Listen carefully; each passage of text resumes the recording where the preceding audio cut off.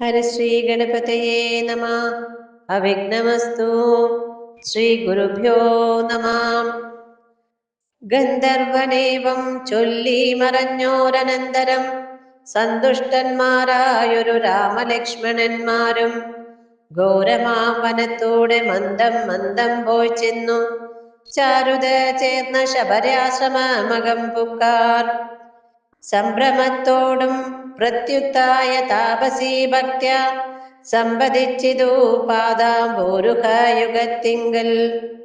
സന്തോഷപൂർണാശ്രുനേത്രങ്ങളോടവളും ആനന്ദമുൾക്കൊണ്ടു പാദ്യാർഘ്യാസനാദികളാലേ പൂജിച്ചു തൽപാദതീർത്ഥാഭിഷേകവും ചെയ്തു ഭോജനത്തിനു ഫലമൂലങ്ങൾ നൽകിയിടിനാൾ.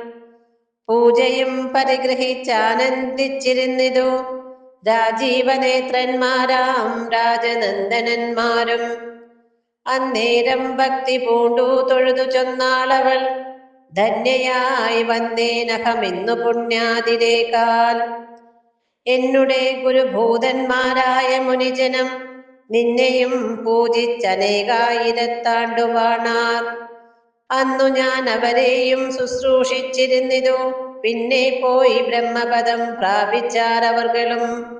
എന്നോടു ചൊന്നാരവരേതുമേ ഖേദിയാതെ, ധന്യേ നീ വസിച്ചാലും ഇവിടെ തന്നെ നിത്യം.